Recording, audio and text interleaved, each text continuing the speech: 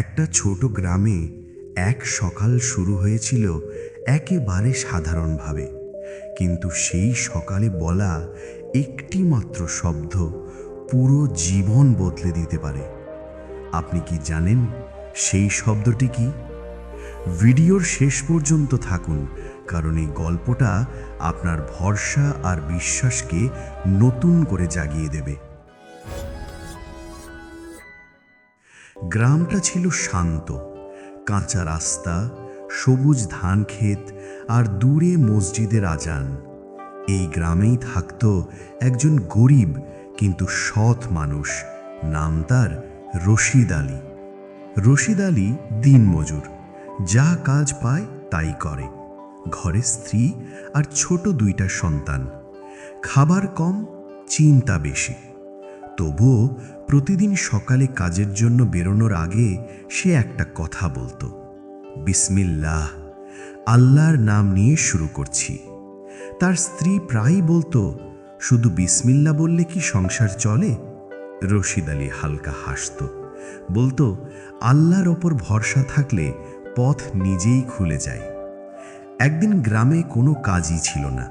রশিদ আলী সকাল থেকে সন্ধে পর্যন্ত ঘুরল, কেউ কাজ দিল না। পকেটে একটা টাকাও নেই। ঘরে বাচ্চারা অপেক্ষা করছে খাবারের জন্য। সূর্য ডুবে যাচ্ছিল, মনটা ভেঙে যাচ্ছিল। এই প্রথম সে ভাবল, আমি কি ভুল করছি? শুধু ভরসা করলেই কি হবে? ঠিক তখন সে রাস্তার পাশে একটা জমিতে একা এক বৃদ্ধ লোককে দাঁড়িয়ে থাকতে দেখল। লোকটা চিন্তিত। রশিদ কাছে গিয়ে বলল, চাচা, কোনো সাহায্য লাগবে? বৃদ্ধ বললেন, আজ আমার গরুগুলো বিক্রি করতে এসেছিলাম, কিন্তু কেউ কিনছে না। আমি অসুস্থ, বাড়ি ফিরতে পারছি না।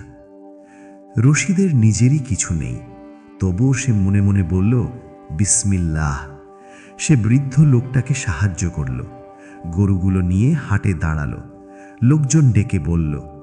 অবিশ্বাস্যভাবে অল্প সময়ের মধ্যেই সব গরু ভালো দামে বিক্রি হয়ে গেল।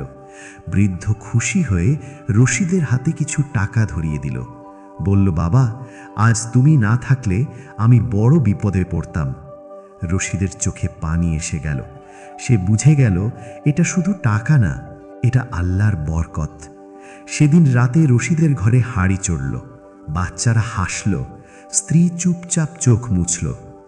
বন্ধুরা, এই গল্প আমাদের একটা কথা শেখায়, বিসমিল্লাহ শুধু একটা শব্দ না, এটা বিশ্বাস, এটা ভরসা। যখন আপনি আল্লাহর উপর ভরসা করে শুরু করেন, তখন অসম্ভবও সম্ভব হয়ে যায়। আজ আপনি যে কাজটাই শুরু করুন, একবার মন থেকে বলুন বিসমিল্লাহ, আর দেখুন আল্লাহ কিভাবে আপনার পথ খুলে দেয়।